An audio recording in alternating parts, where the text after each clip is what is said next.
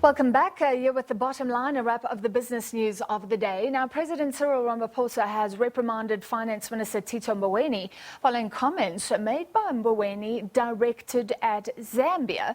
In a series of tweets yesterday, Mboweni challenged Zambia's President Edgar Lungu to give reasons for the sacking of Denny Kalyalya as the central bank governor. Now, in one of his tweets, Mboweni promised to mobilize if not given reasons why the central governor was fired. He said things like, "This is not some fiefdom of yours, your personal property, no." Later, he tweeted, "It looks like I'm in trouble. I stand by my statement. Central bank independence is key." Now, President Ramaphosa, in a statement, assured the government and the people of Zambia that the unfortunate remarks did not reflect the views of South Africans. The presidency said the issue was being addressed to ensure that such an incident did not occur again. To discuss, we're joined by Chartered Accountant and Analyst Khaya Sithole. Khaya, great to have you with us as always. So the Finance Minister courting controversy. Let's start with the original tweets. Does he have finger trouble, or is he right to bring up the independence of the Zambian central bank? Well, he suffers from both. And I think the reality here is that Twitter is a space where you are able to ventilate your ideas and your views in a way that you see fit. The problem, however, with taking public office and particularly assuming the role of finance minister means that there are things that become the limitations on what you can say and how you can say it. And I think the problem here is that we know that the role of a finance minister in any country and the governor of the Reserve Bank are very critical. There are people that everybody is always watching because what they say may have significant implications for people that participate in the stock markets, so they cannot afford to be reckless. And I think what you see here is perhaps our finance minister not understanding the limitations of what his job imposes on him. And for him to go off on a Twitter storm like that, on a Twitter rant like that, is completely ill-advised, simply because he doesn't seem to understand that taking on the role that he's taken on means that he cannot say the type of things that you and I may be at liberty to say whenever we feel like it. I mean, South Africa and Zambia have this friendship, and there's been ties since apartheid days. I like the idea of everyone being free to speak their mind, but like you say, he's a minister, and this could result also in South Africa, I think, being seen as arrogant, as we often are in parts of the continent.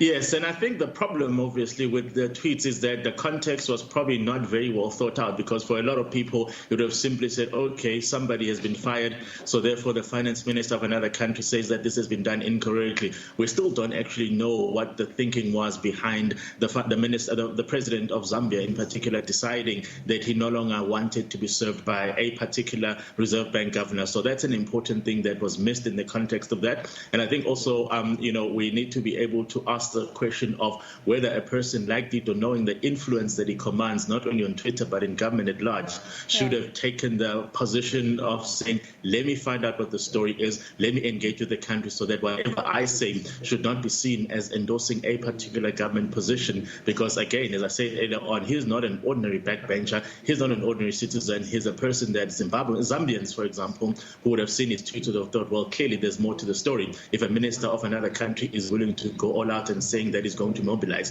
whatever that means. Yeah, and we don't know that background, like you say. Do you believe the minister is in trouble because he's in a very important economic position, or will this go away with a presidential statement saying he's being rebuked? No, I think the president probably felt a bit embarrassed by the fact that he probably would have received a call from the diplomatic channels asking, well, is the minister saying what is the official position of your South African government? So it's more of a sense of embarrassment that the president reacted. We know very well that in South Africa, we're not in the habit of reprimanding or disciplining ministers, even if they do things that are completely at odds with what the national agenda is. So in this case, I think the president reacted out of a huge sense of embarrassment to really just get the diplomatic game going. But I think going forward, he's going to be a bit more stricter on informing Tito what exactly are the parameters of what he can and cannot do, particularly when there's going to be an obvious assumption by so many people that he is saying what is official government position. Yeah. Very quickly, this is a little bit sensitive because there are calls for nationalisation of the Reserve Bank here in South Africa. Some fear about the independence of the bank, although the ANC says this will be nothing about control, just about ownership. It really doesn't matter. But do you think that sensitivity is there in the finance minister's mind?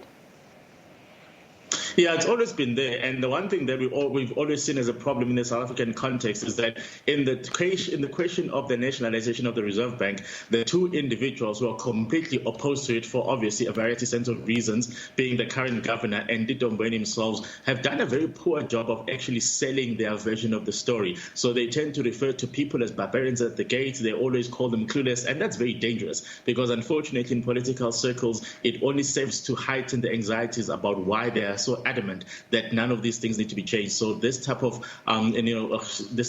rant by the finance minister is not helping because it's going to bolster the idea that some people have that actually you need to be a bit more stricter in exercising political control over the Reserve Bank. Now, of course, that doesn't mean that they are correct, but I think it doesn't help when the finance minister goes off on these rants, when the Reserve Bank governor lacks the diplomacy and the tact associated with really explaining to the people that are saying one thing how or why they are not correct about what they think should be done with the Reserve Bank.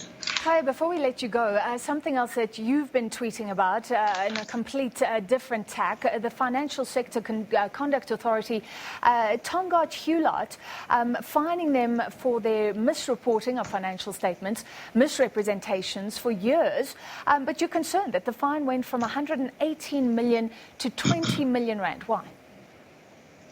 Well, I thought it was just laughable that the Financial Sector Conduct Authority could have done a calculation that says this is what we think is due in order to obviously correct the errors of the past. They came up with a number of 118 million rand, and of course they had justifications for it. And one of the justifications was that this also covers the cost of us trying to unpack what has gone on. So 118 million rand is not a number that emerged out of a vacuum. It itself would have had to be supported by reasonable and cogent calculations. Now, for them to come back and say, yes, we've heard your pleas as Tongaat and we're going to give you a discount of 98 million rand implies that actually they probably weren't serious on collecting the entire amount anyway. Now, the reason that this becomes important is that any other people who are misbehaving in the market will then be able to look at this example and say, well, what's the worst that could happen? Now, surely if our errors are not as egregious as Tongaat, the starting point will be much lower. And if Tongaat can get an 80% discount on the fine that they should be paying, I can actually get away with this because I don't mind paying whatever small fine will eventually be calculated. And this is a huge concern that businesses just factoring fines as part of the cost of doing business, because these fines are not a real deterrent. All right, thank you for your analysis. That was Chartered Accountant and Analyst Kaya Sitole.